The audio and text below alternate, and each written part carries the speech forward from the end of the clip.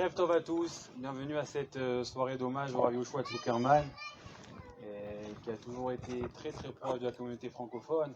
Malgré que ça a été une personnalité bien importante en Israël, il a toujours été très proche de la communauté francophone et a toujours voulu agir pour qu'il puisse venir en Israël et y rester et vivre pleinement.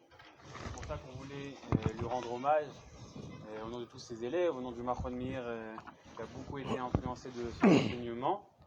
Et voilà, on va vous demander quand même de garder les masques quand vous n'êtes pas trop éloignés l'un de l'autre, pour que cette soirée elle puisse bien se passer. On va avoir la chance d'entendre beaucoup de ses élèves, de ceux qui l'ont côtoyé tout au long de sa vie, aux différentes époques de sa vie. Et on commence avec le Rav Yosef Ben Shushan, qui a été un talmide très proche du Rav Zuckerman. Bonsoir. Erev Tov. Sachant par avance que je risquerais d'être ému, alors j'ai pas voulu prendre le risque d'oublier quelque chose. Alors avec votre permission, je vais faire quelque chose que je n'ai pas l'habitude de faire. Je vais lire ce que j'ai écrit, en espérant que par ces mots, j'arrive à exprimer ce que je ressens dans cet événement. Mon Rav et mon maître, mon père, couronne de ma tête, souffle de ma vie, âme de mon âme, le Rav Avraham Yoshua Zuckerman, Zecher Tzadik Vekadosh Levracha, Areni Kaparat Mishkavo. Comment pourrais-je parler de lui au passé? Comment oserais-je essayer même de définir sa personnalité si géante et si cachée? Ceci est une mission impossible. Alors, en tant qu'élève qu'il a côtoyé pendant plus de 20 ans, de manière très intensive, à raison parfois de plusieurs heures par jour, je ne pourrais que tenter de vous faire part de ma perception très partielle de ces géants des générations. On pourrait faire le récit de toutes ces vertus et richesses d'âme pendant des jours, des semaines, des mois et des années, et cela ne suffirait pas. Mais plus encore, ceci ne ferait pas le point de cette personnalité grandiose. Il faut donc trouver le point essentiel duquel tout découle. L'amour foudroyant de Dieu. Et de ce fait, toute créature divine l'intéresse, car toute le dévoile.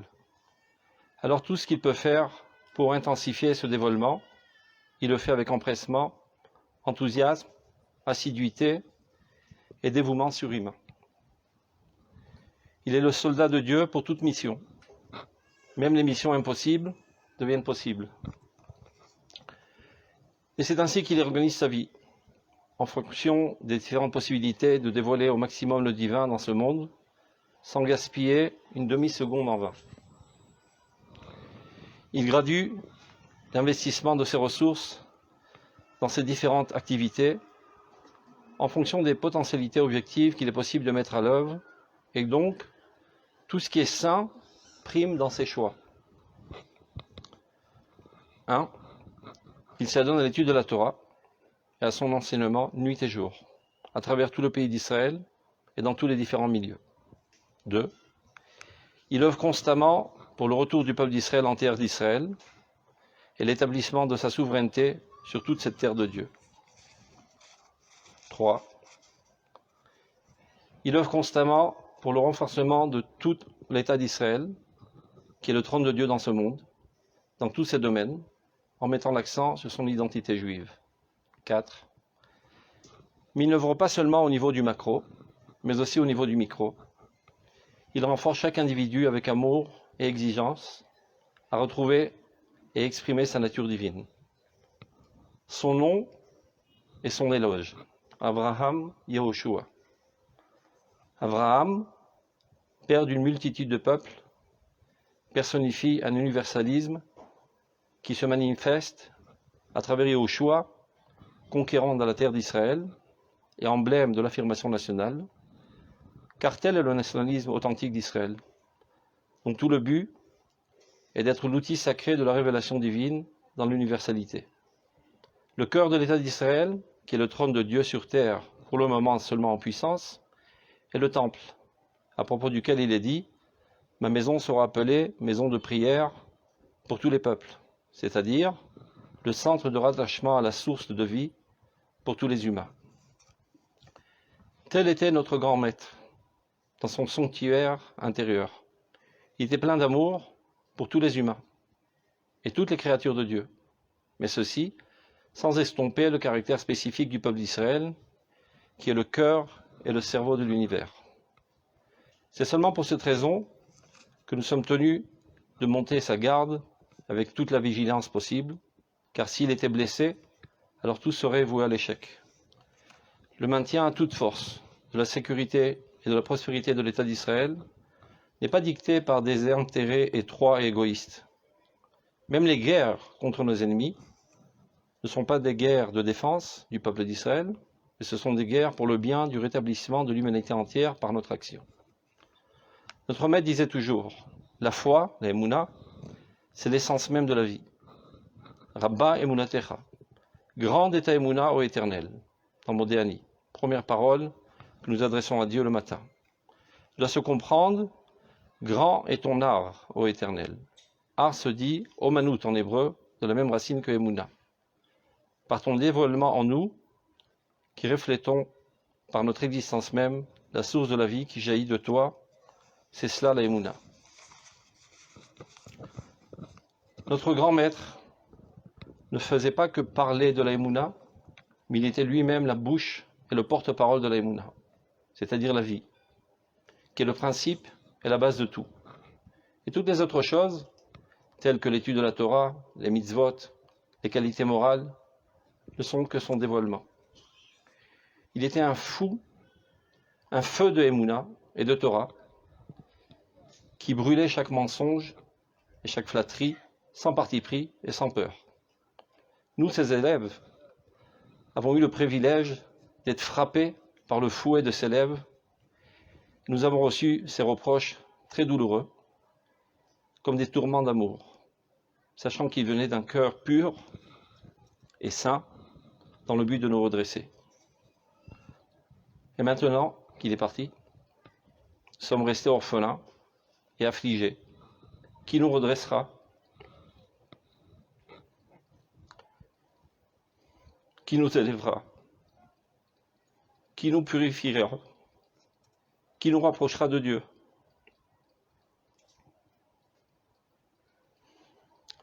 Qui nous dictera comment faire évoluer le peuple d'Israël vers ce qu'il peut et doit être? Qui donnera les directives comment faire avancer l'État d'Israël vers ce qu'il peut et doit être? Nous nous trouvons actuellement dans une crise d'identité qui répercute dans la politique israélienne. Lors du Brit de mon petit-fils, il y a environ 1 an et demi, il a dit que ce n'est pas par hasard que l'on n'arrive pas à former un gouvernement. Le peuple d'Israël ne veut ni Bibi, Netanyahou, ni Benny Gantz, car les deux ne parlent que de la forme et non du fond, c'est-à-dire de l'identité et de la vocation du sionisme. Or, en dépit de ces apparences trompeuses, le peuple d'Israël est à présent assez mûr pour traiter de ce sujet, qui a été balayé sous le tapis depuis l'édification de l'État d'Israël, sous prétexte que nous avons des problèmes plus urgents de survie à solutionner. Mais maintenant, la survie matérielle de la nation est largement assurée, Dieu soit loué. Le temps est arrivé de s'adonner au cœur du sionisme, à son sens, à sa vocation.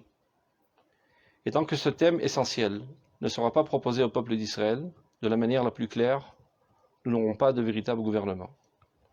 Celui qui est en vigueur actuellement, qui a été acquis par supercherie, ne pourra en aucun cas satisfaire le besoin ardent de notre peuple et donc tombera assez rapidement. Cette dernière année, probablement ressentant sa fin arriver, notre maître nous a laissé un testament. Il n'a cessé de répéter des dizaines et des dizaines de fois qu'il faut faire savoir au peuple d'Israël qu'il est saint. Je suppose, s'appuyant sur ce que le Rav Kook écrit dans le livre de Roth Israël, chapitre 8, paragraphe 8, que la connaissance profonde de sa propre valeur potentielle, c'est elle qui la met à l'œuvre. Et donc, contrairement à tous les investissements colossaux qui sont faits par nos ennemis et leurs envoyés des faibles juifs de cour parmi les politiciens israéliens, pour amener le peuple d'Israël à oublier sa grandeur, sa supériorité et de par là même sa responsabilité universelle, et de transformer l'État d'Israël en l'État de tous ses citoyens. Nous, les élèves de notre grand maître, devons enseigner au peuple d'Israël qui il est, qu'il est le peuple saint, qu'il est le peuple de Dieu, qu'il est le seul qui puisse sauver l'humanité entière de sa détresse en voie d'autodestruction. Cher Rav et Maître, Rav Abraham Yehoshua Zuckerman Zatzal, Arine Kaparat Mishkavon, nous te promettons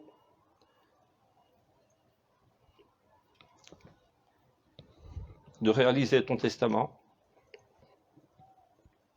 nous tes élèves, ferons de notre mieux pour faire savoir au peuple d'Israël qui il est véritablement. Mais toi d'en haut, je t'en prie, aide-nous à réussir cette mission gigantesque que tu nous as laissée.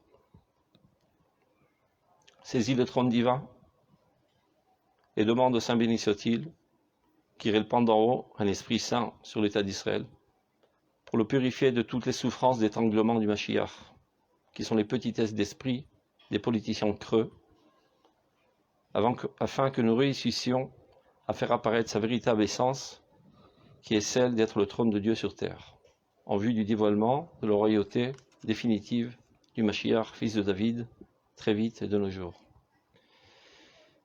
Et comme il est dit, il anéantira la mort pour l'éternité, et l'Éternel Dieu effacera les larmes de tous les visages, et il écartera la honte de son peuple, de toute la terre, ainsi a parlé l'Éternel, et nous mériterons bientôt la résurrection des morts, et tu reviendras parmi nous, pour nous enseigner la Emouna et la Torah de vérité, et nous conduire à nouveau, ton élève qui t'aime de son cœur et de son âme. Amen.